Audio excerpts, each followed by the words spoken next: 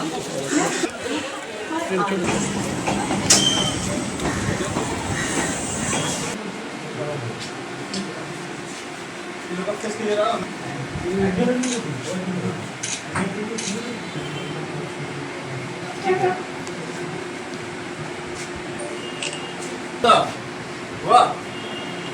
पे भेजना है जल्दी से।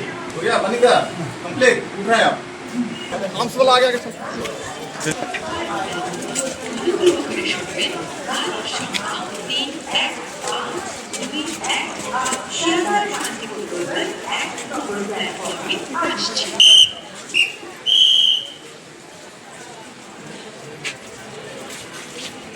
आप শিয়ালদা শান্তিপুর লোকাল इस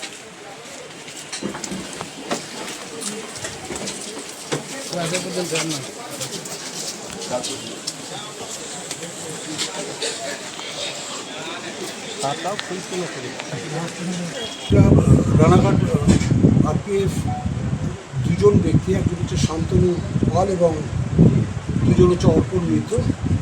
এরা গতকাল যখন রানাঘাটের রেল ইয়ার্ড যখন উইদাউট দ্য পারমিশন যখন ভায়োলেট করছিল রেলওয়ে ট্র্যাক, সে সময় পুলিশ এদের ইন্টারসেপ্ট করে এবং ইন্টারসেপ্ট করার পর তাদের যখন নিয়ে আসে তখন তাদের কাছ থেকে দুটো ব্যাগ পাওয়া যায়। একটা হচ্ছে ট্রলি ব্যাগ বড় এবং দুটো হচ্ছে পিল্টো ব্যাগ মানে পিঠের ব্যাগ।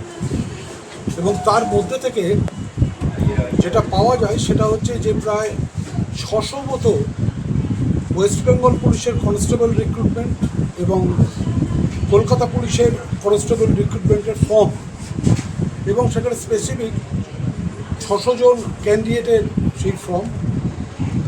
এই ফর্ম যেটা পাওয়া যায় সেটা হচ্ছে যে দমদমে এম বাজারে একজন ব্যক্তি যার নাম হচ্ছে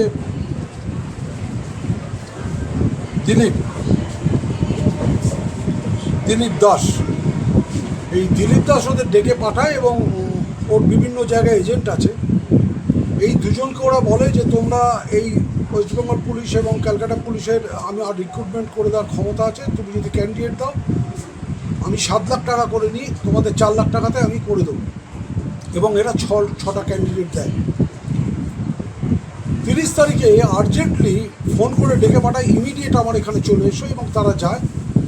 তারা যাওয়ার পর ওই দিলীপ দাস বলে যে এই যে 600টা ক্যান্ডিডেটের ফর্ম তোমরা রেখে দাও, আমার বাড়িতে রাখতে এগুলো অসুবিধে হচ্ছে, অতএব তুমি ওরা সরল বিশ্বাসে যেহেতু এদের ছেলেগুলোর চাকরি হবে, ওর ক্যান্ডিডেটের 6 জনের চাকরি হবে, ও সেগুলো নিয়ে আসে এবং সেই অবস্থায় পুলিশ ওদের অ্যারেস্ট করে।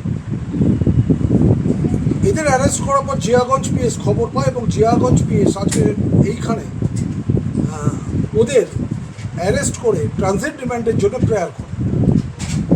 আমি এই দুজনের জন্যে মুভ করি এবং বলি যে যেভাবে জিয়াগঞ্জ পিএস এখানে ট্রানজিট রিমান্ড চেয়েছে, যেহেতু জিয়াগঞ্জ পুলিশ স্টেশন এই কেসে অ্যারেস্ট করেনি এবং এই কেসে অলরেডি একজন মে মাসে অ্যারেস্ট হয়েছিল, তারাও এর নাম বলেনি, অতএব এই অ্যারেস্টটা হচ্ছে টোটাল ইললিগাল।